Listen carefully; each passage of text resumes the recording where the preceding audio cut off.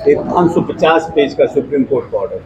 Supreme court का judgement आया वो 10 साल पहले हमारे नेता बिहार में कर चुके हैं। आप ये नहीं कर सकते कि हम एक घर की चर्चा कर रहे हैं, रिजर्वेशन पर आप चर्चा कर रहे हैं और बाकी चीजों पर चर्चा नहीं करिए। लेकिन अब ये तो राज्य के ऊपर फैसला करना है। हम लोग तो उस आरक्षण का इंतजार कर रहे हैं और उस जनसंख्या में सभी का यह भी दिखाया गया था कि इनकी नमस्कार, मेरा नाम आलोक है। आप लाइव स्ट्रीज देख रहे हैं।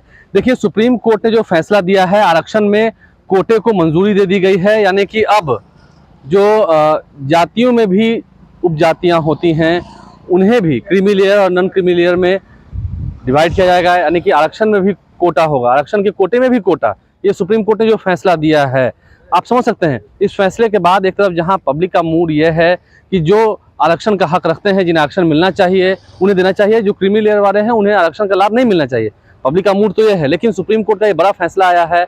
अब ऐसे में बिहार सरकार के दो मंत्री, नीतीश कुमार की कैबिनेट के दो मंत्री हैं, अशोक चौधरी ग्रामीण कार्य विभाग के मंत्री हैं और मदन सहनी जो कि समाज कल्याण विभाग के मंत्री हैं, दोनों ने ही क्या कहा है। जेडीयू दफ्तर पहुंचे थे। जेडीयू दफ्तर पहुंचने के बाद दोनों ही मंत्रियों ने सुप्रीम कोर्ट के इस फैसले पर क्या कहा है, हम आपको सुनाते हैं। उपवर्गीकरण की बात हो रही है। देखिए, सुप्रीम कोर्ट का ऑर्डर है, एक 550 पेज का सुप्रीम कोर्ट का ऑर्डर है। जब तक कि इसका पूरी तरह से अध्ययन नहीं किया जाए, इसके लीगल एस्पेक्ट को समझा नहीं जाए, तब तक इस पर कोई कमेंट करना उचित होगा। बिना जाने बिना समझे अखबार के न्यूज़ पर, सोशल मीडिया के न्यूज़ पर पार्टी तो तभी रिएक्ट करेगी ना जब ये पूरी तरह से इस क्या बोलते हैं, इसका जो जजमेंट है, इसका जो ऑब्जर्वेशन है उसको ठीक से समझे, उसके बाद इस पर रिएक्ट करिए। 550 पेज का जजमेंट कल आया है।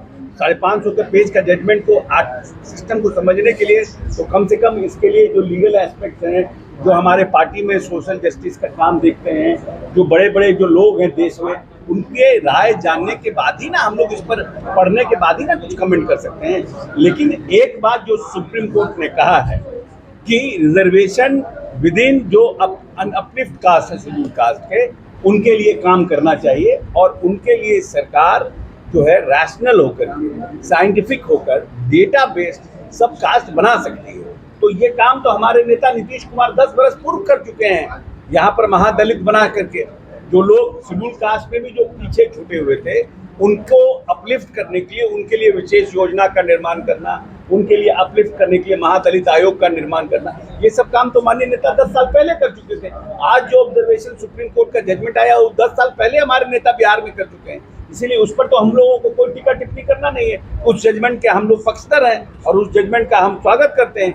लेकिन जहाँ तक क्रीमी लेयर की बात की जा रही है, तो क्रीमी लेयर तो जो रिजर्वेशन के शेड्यूल कास्ट जो है, जिस कास्ट को शेड्यूल में रखा गया था, उनको तो अनटचेबिलिटी के लिए दिया गया था। वो कभी भी वो क्राइटेरिया सोशल या इकोनॉमिकल नहीं था।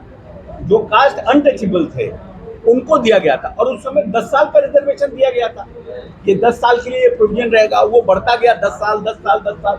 अब ये तो सरकार को निर्णय करना है, पार्लियामेंट को निर्णय करना है।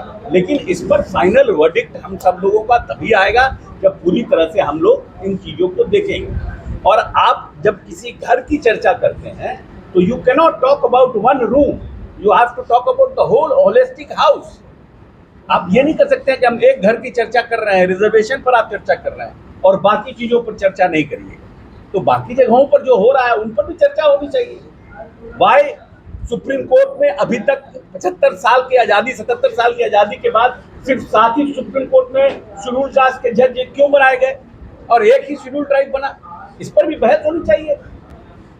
क्या शेड्यूल कास्ट के जो लोग हैं इस देश में, जो जजेस बनते हैं, वकील बनते हैं, उनमें काबिलियत की कमी है? क्या कारण है? उस सब पर भी बहस होगा। तो बहस तो बहुत बड़ा ना है ये। तो इसलिए जब तक कि पूरी तरह से इसको होलिस्टिक इस जजमेंट को देख नहीं लिया जाए, और सबसे बड़ी इंटरेस्टिंग बात है कि क्रीमी लेयर पे कोई बहस ही नहीं हुआ सुप्रीम कोर्ट में। क्रीमी लेयर पे न पक्ष में न विपक्ष में कोई बहस नहीं हुआ। लेकिन ऑब्जर्वेशन जजमेंट आया है, तो कितना वो ऑब्जर्वेशन है, जजमेंट है, that has to be seen, पूरा समझना पड़ेगा। और लीगल जो एक्सपर्ट्स हैं उनसे बात करने के बाद पार्टी आप लोगों से बात करेगी।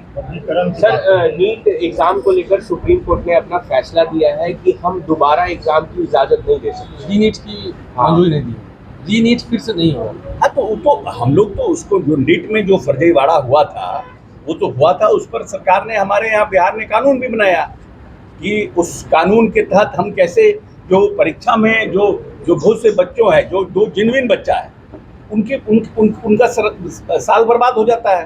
तो वैसे लोगों के लिए सरकार ने, हमारी सरकार ने, माननीय नेता नीतीश कुमार के लीडरशिप में एक कड़ा कानून बनाया है। देश में ये पहला कानून है बिहार जिसने बनाया है परीक्षा में जो गड़बड़ियां होती है उसके लिए, और सजा का प्रावधान किया है, और सजा भी बड़ा सजा दिया है। जो फाइनेंशियल उसके ऊपर जो पेनाल्टी है वो भी बड़ा लगाया गया है कि इस तरह के कामों में जो लोग इन्वॉल्व हैं वो लोग इस तरह से कामों में इन्वॉल्व फिलहाल न रहें, और उन लोग को डर हो इस तरह के कामों में इन्वॉल्व होने में। तो हम लोग अभी इस विषय पर बहुत ज़्यादा, सुप्रीम कोर्ट का जो आदेश आया है उस संबंध में हम लोग को अभी अखबार के माध्यम से, न्यूज़ के माध्यम से जानकारी मिली है कि किसी भी राज्य में अगर राज्य सरकार चाहती है कि कोई भी आरक्षित वर्ग है उसमें सीधा सीधी उनका जो आदेश है वो है क्रीमी लेयर।